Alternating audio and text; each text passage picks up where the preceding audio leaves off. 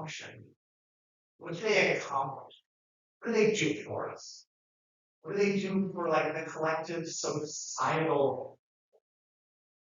What do they do? Well, there's two different perspectives on this. One perspective comes from a kind of social consensus angle. Social consensus angle kind of implies that we all contribute to criminal law. Criminal law reflects our shared value.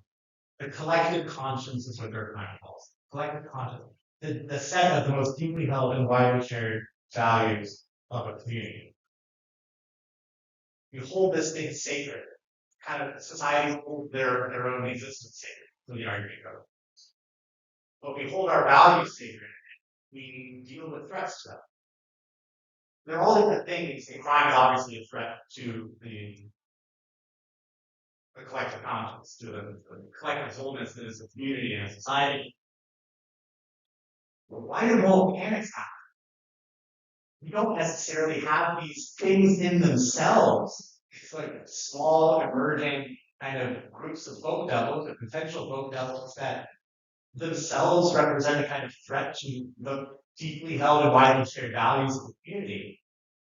The argument goes here that what can happen is that what societies are interested in doing is maintaining moral boundaries.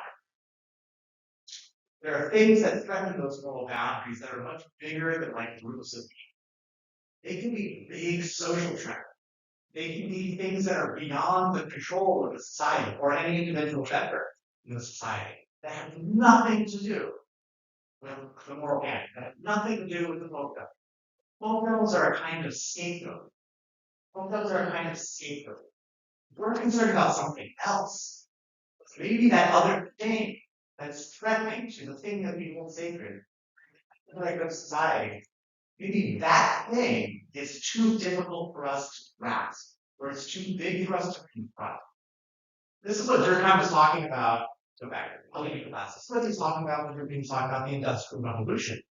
The Industrial Revolution is going to confront and undermine potentially the collective conscience of people in small agrarian communities who are all moving in cities.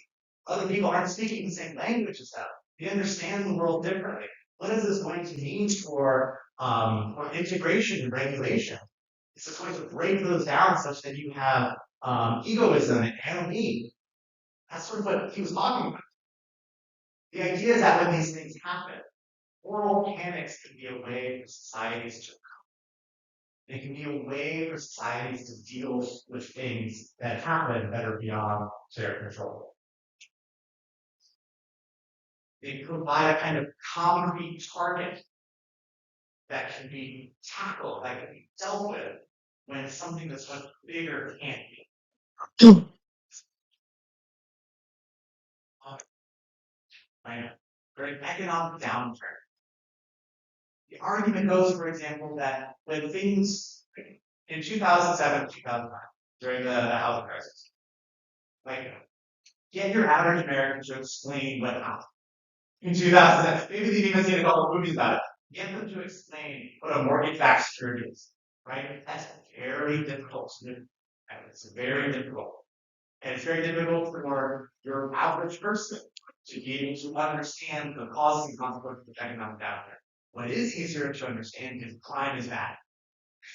And groups, people, small groups of people who are confronting clear, obvious values that are shared by the community, that's a problem that could be dealt with. It's a kind of social psychological response to threats to the community that are much bigger than something like the crime itself.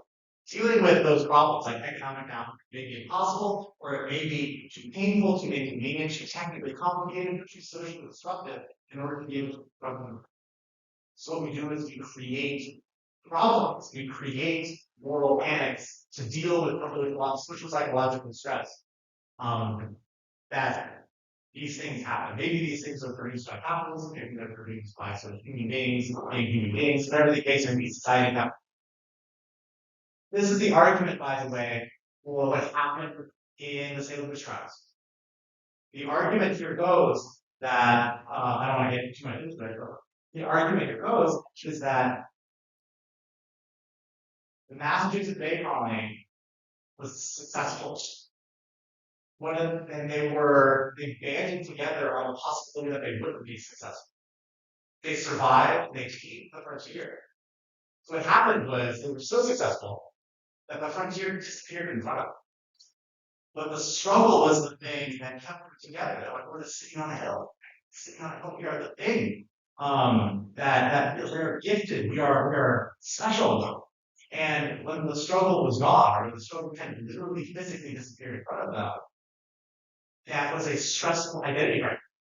And so the identification of presumed witches was a way of dealing with that. So Kai Erikson argues in that book, Wave of Spirit, that talk about way at the beginning.